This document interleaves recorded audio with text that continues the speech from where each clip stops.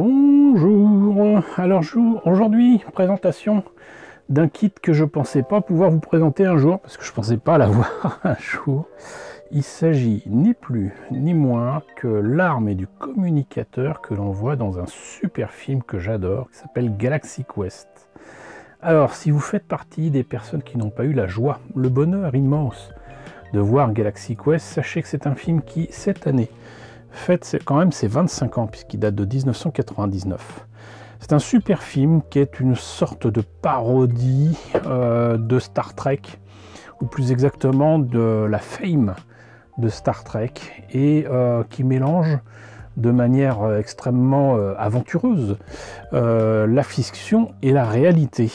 Et donc les personnages que l'on voit dans Galaxy Quest sont en fait des acteurs qui jouaient donc dans une série apparemment des années 80-90 qui avait eu beaucoup de succès, qui s'est arrêtée sur un cliffhanger affreux, mais qui continue d'avoir beaucoup de succès donc auprès de ses fans, et qui se retrouve confronté en fait à la réalité d'un combat dans l'espace. Une fois contactés par des aliens qui sont persuadés que la série est une archive historique et que ces héros, ces artistes, ces acteurs sont en fait de vrais héros intergalactiques et qui sont les seuls capables de les sauver. Et donc voilà, et en plus de ça, un casting de fou, parce qu'on a quand même Tim Allen, Alan Rickman, Sigourney Weaver, Tony Shalhoub, Sam Rockwell et même Justin Long. Alors pour certains de ces noms-là, ça vous dira rien, mais pour moi, c'est énorme. Et franchement, c'est un film à voir. C'est un film à voir parce que c'est drôle. C'est avant tout une comédie, mais c'est aussi plein de, comment dirais-je, de rebondissements. C'est plein d'actions. C'est plein de choses. Voilà, c'est vraiment un film à voir, et un film qui est une lettre d'amour aux séries de science-fiction qui nous ont plu, une lettre d'amour aux fans qui continuent d'aimer ça entre guillemets comme si c'était du vrai. Et en plus de ça, bon, encore une fois des têtes connues et une prestation incroyable, que ce soit de Tim Allen qui représente une espèce de Captain Kirk, Alan Rickman qui représente un alien qui pourrait ressembler à Spock. Voilà, c'est juste exceptionnel. Reste que là, donc du coup, ce que je vous présente, c'est exceptionnel aussi, puisqu'en fait, c'est des kits qui commencent à dater un petit peu. Là, je vois pas la date dessus, mais je dirais que ça a facilement au moins 15 ans. C'est de Pegasus Hobbies qui, si je ne me trompe pas, n'existe plus en plus. Donc un peu difficile à trouver. Et il s'agit donc du Ion Nebulizer, donc une arme façon Star Trek, donc un phaser, et Vox Communicator, donc un communicateur façon Star Trek aussi, puisque ça s'ouvre comme dans Star Trek, mais ça n'a rien à voir avec Star Trek, c'est ça qui est rigolo. Et il précise Standard Fermian Issue, donc Fermian c'est la race d'aliens qui sont des gros fans de la série et qui prennent une forme humaine pour contacter leur héros. Et on reproduit à l'identique, mais en fonctionnel, le vaisseau que je vous ai présenté il y a des années, donc le Protector, qui est un vaisseau quand même qui est assez spécial, mais voilà, c'est cool quand même que j'ai pu avoir et le vaisseau et ces objets-là, et je crois d'ailleurs que ça s'arrête là pour les maquettes à trouver autour de Galaxy Quest. Donc on a d'un côté le vaisseau qui est forcément à une échelle réduite, et là on a quand même des objets qui sont taille assez précisée, c'est pas souvent que j'en ai, taille 1-1, voilà. Et donc le fameux Never Give Up, Never Surrender, vous le comprendrez ce truc quand vous aurez vu le film, et surtout quand vous l'aurez vu en VO. Donc il précise aussi que il y a la gâchette fonctionnelle et donc le communicateur qui peut s'ouvrir. Qu'est-ce qu'il nous précise de plus? Bah pas grand chose malheureusement. Et pourquoi je peux vous le présenter? Bah, comme d'habitude, je l'ai trouvé sur Vinted tout à fait par hasard. Les pièces se baladent dans la boîte, mais je l'ai eu à un prix ridicule de 15 €. Alors j'allais pas passer à côté de ça, vous pensez bien. Donc même s'il existe une autre version qui était déjà peinte et montée, et que là bon bah c'est juste pour la forme, bah je pouvais vraiment pas passer à côté. Donc sans plus tarder, on va voir les pièces qu'il y a à l'intérieur de la boîte. Alors la notice en noir et blanc, hop, ce qui d'ailleurs ils mettent oui, là ils indiquent que le produit date de 2009, donc bah écoutez 15 ans. Voilà, et ça risque pas d'être fait ou de se retrouver. Donc voilà pour le Vox communicator. Et alors ce qui est marrant, c'est que cette forme là moi me rappelle énormément la passerelle de l'Enterprise sur l'Enterprise, sur la soucoupe quoi. Et ça évidemment ça peut rappeler un système de communication façon micro ou quoi. Ça par contre là c'est peut-être un peu gros aussi pour accrocher sur un vêtement, une poche ou quoi. Ils indiquent qu'il y a un élément, j'imagine, transparent à mettre dessus, et il y a ceci qui est pas un autocollant mais qui serait un décalco qui serait à placer avant de mettre la partie transparente, la lentille. Je vais voir ce qu'il est possible de faire et puis ça me donnera l'occasion, le bon prétexte de revoir le film pour voir ce que ça donne à l'écran.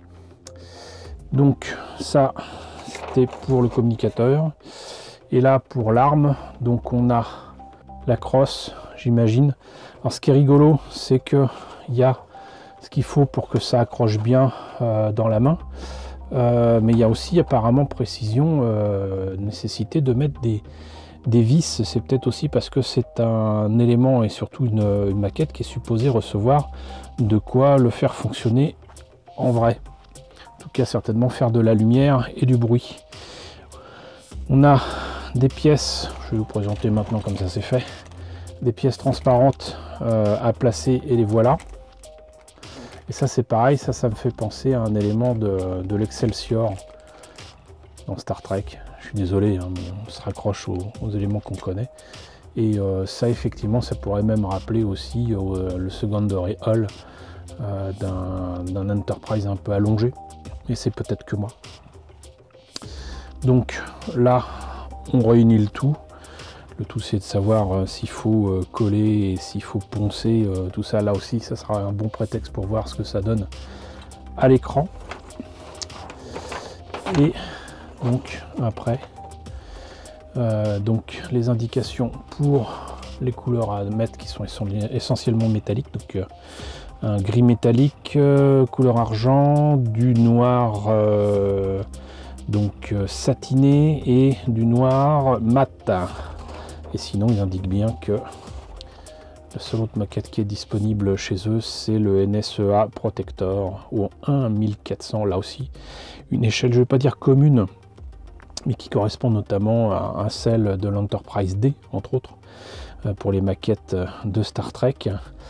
Et voilà, on a fait le tour de la notice. Donc ça je vous l'ai montré, ça je vous l'ai montré. Et je vous disais que ça se baladait partout, ça c'était le souvenir que j'en avais, parce que je l'ai trouvé il y a quelques temps quand même déjà. Mais en fait, ça n'a pas été ouvert, ça n'a pas été utilisé. Mais vous voyez que mine de rien, là on peut être un peu déçu, parce que c'est une grosse boîte, et ces machins-là, sincèrement, je pense qu'on peut en mettre facilement 3 ou 4 sachets avec ces pièces-là dans cette boîte. Et le fait que ça se balade, bah, c'est pas cool, parce que ça se balade et ça s'abîme, quoi. Voilà. Donc je vais quand même vous sortir les pièces et on va voir ce que ça donne.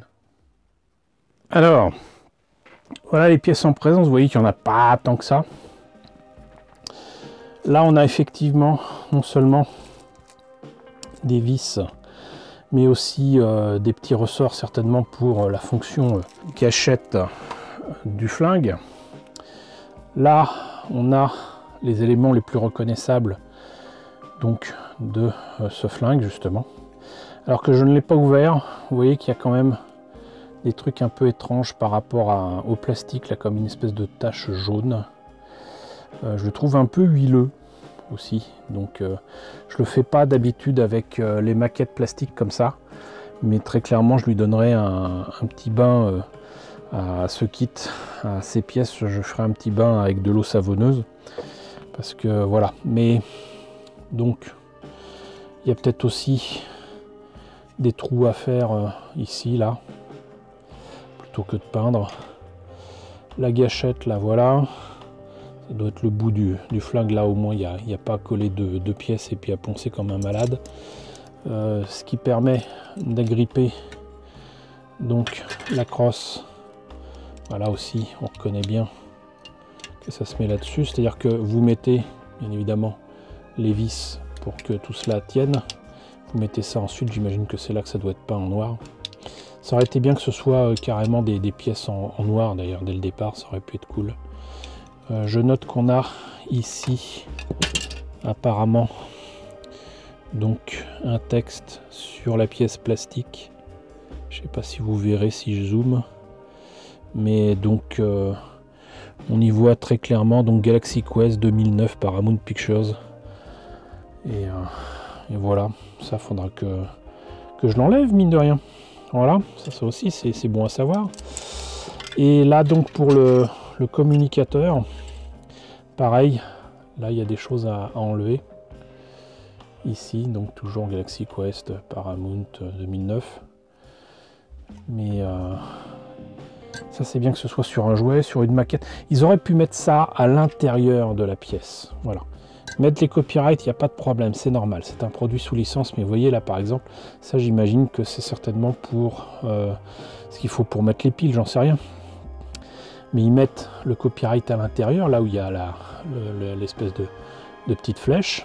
Pas de problème, ça se verra pas. Pareil ici, à l'intérieur. Et là, ça se verra pas une fois terminé. Je veux dire, c'est une maquette, c'est pas un jouet. Donc là, on a le communicateur qui donc a finalement assez peu de pièces avec ces trucs là. Il y a ça, c'est étonnant aussi, c'est qu'on a cette partie là pour que ça tienne et que ça puisse s'articuler. Moi je trouve ça assez étonnant parce que tout simplement très clairement c'est quelque chose qui va casser, donc comptez sur moi pour remplacer ça par un élément non pas en plastoc, mais certainement en métal. Je trouverai ce qu'il faut. Je sais pas ce qui me manque, notamment je sais pas moi, une aiguille à tricoter. C'est léger, c'est solide, et en plus ça peut se couper facilement, donc c'est certainement ce que je ferai. Et on met ça là comme ça pour que ça s'accroche. Et donc là il y a partie pour communiquer, j'imagine. Et on a ça à mettre ici, ils appellent ça la lens, mais je sais pas, je voyais pas ça comme ça. La lens, la lentille, elle est en opaque. Bon, à m'écouter, vous êtes en train de vous dire que je suis pas content. Non, c'est juste que sincèrement, c'est pas un super produit. C'est juste que le fait que ce soit du Galaxy Quest me remplit d'aise. Ça c'est sûr, mais bon, franchement c'était des maquettes qui donc en 2009 n'étaient pas spécialement données, et je m'attendais quand même un petit peu à mieux. Voilà, et si je vous mettais ça correctement centré, ça serait pas mal. Mais donc le fait est que moi je suis quand même très content d'avoir ça, puisque j'ai le vaisseau, maintenant j'ai l'arme et le communicateur, et ça me permettra de mettre ça à côté de tout ce que je vous ai déjà présenté comme accessoires et armes de Star Trek, de Star Wars, de tout ce que vous voulez. Ça s'ajoutera à mon arsenal et j'en suis très content. Voilà. Bah écoutez, c'était donc une maquette Galaxy Quest. J'espère que cette présentation vous a intéressé. N'hésitez pas à me dire ce qu'il en est dans la section commentaires. N'hésitez pas à liker, n'hésitez pas à partager, n'hésitez pas à vous abonner si ce n'est pas déjà le cas. Coucou aux nombreux abonnés qui nous ont rejoints ces derniers temps, bienvenue ici. Coucou aux grands anciens qui me suivent désormais depuis 9 ans. Merci à tous pour votre fidélité, merci à tous pour votre soutien sur Tipeee et sur Paypal. Surtout, prenez soin de vous. Je vous laisse avec la liste des contributeurs de la chaîne et je vous dis à très bientôt, je l'espère, pour le montage de ces maquettes Galaxy Quest.